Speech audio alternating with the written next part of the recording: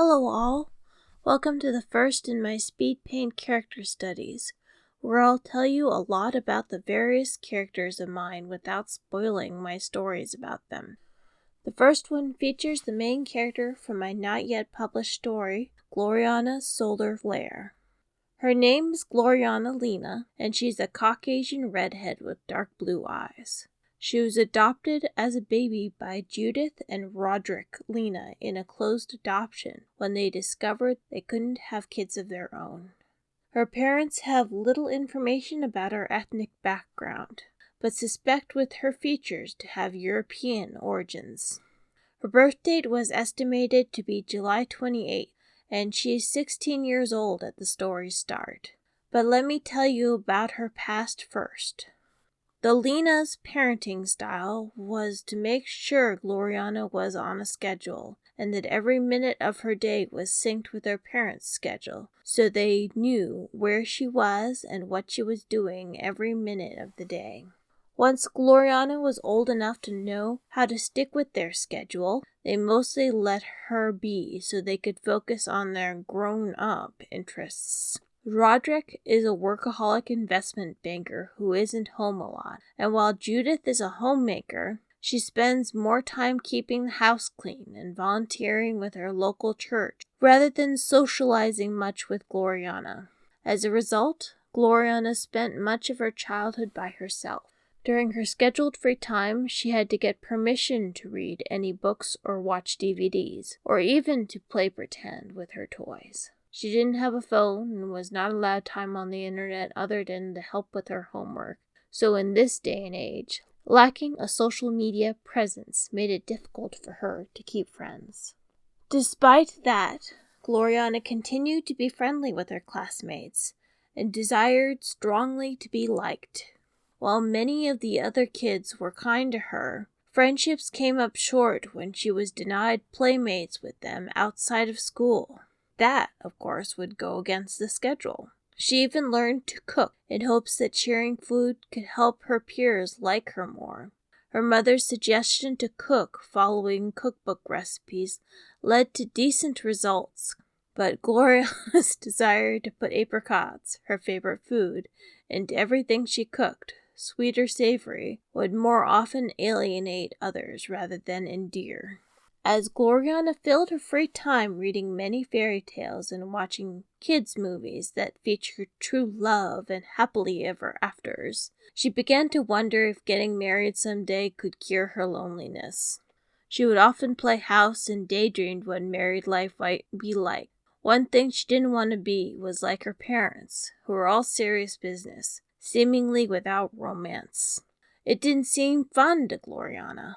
As she slowly became a teenager, Glorianna couldn't help feeling caged by her parents' schedule. She hated to argue with them. She didn't want to lose the last people she had to talk to, but her attempts to reason about the schedule were ignored. "The schedule keeps you safe," they'd tell her. "Why bother changing what works?" But they recognized that their daughter felt lonely, so they bought Glorianna a Pomeranian puppy, whom she named Apricot. Dog care cut into Glorianna's free time, but it wasn't something she minded, as she now had someone who gave her attention. But while a dog is a good loyal friend, they aren't the best conversationalists, and Glorianna's parents forbid her to chat with people on the dog walks.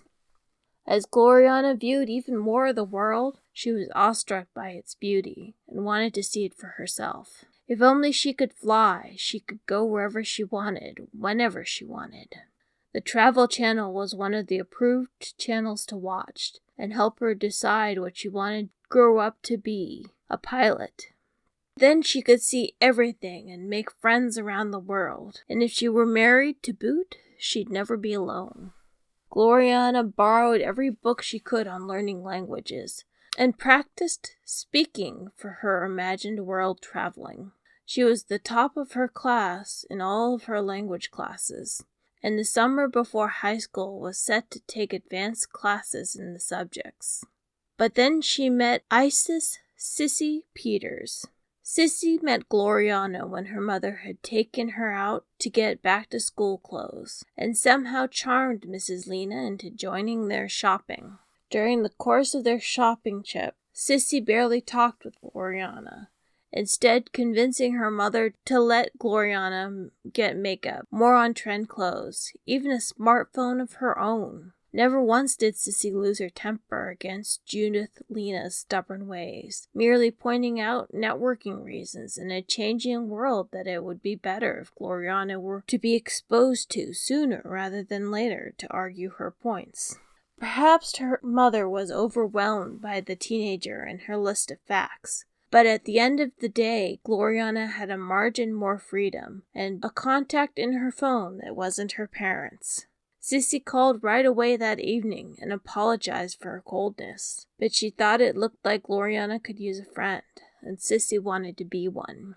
Freshman year of high school, Glorianna was guided by Sissy to be her best self, brightening the lives of many of her classmates and quickly making friends on and offline. In the same year, she was elected freshman class president, and in the following one became sophomore class president.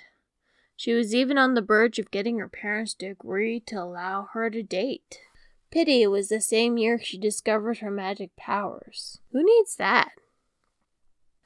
If you'd like to hear more about Glorianna and the characters in her world, please like and subscribe for more future character profiles and other things related to her universe. You may find many of my social media links in the description, and if you are able to and so desire, consider becoming a Patreon of mine or donating to my Ko-fi. That's all for today, so have a delightfully awkward day.